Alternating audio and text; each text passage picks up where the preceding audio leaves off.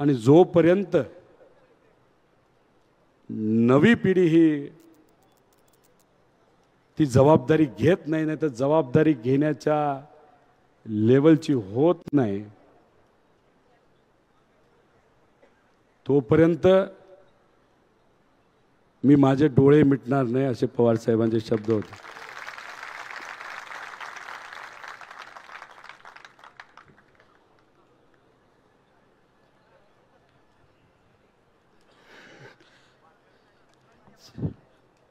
साहेब, मी तुम्हाला विनंती करतो, काय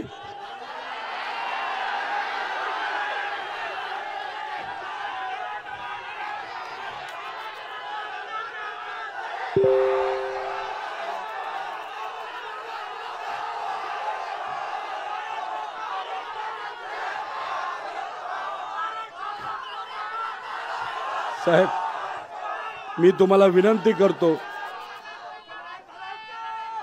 हे जे वक्तव्य तुम्ही केलं ते कृपा करून तुम्ही परत करू नका. तुम्ही आमचा जीव आहात, तुम्ही आमची आत्मा आहात.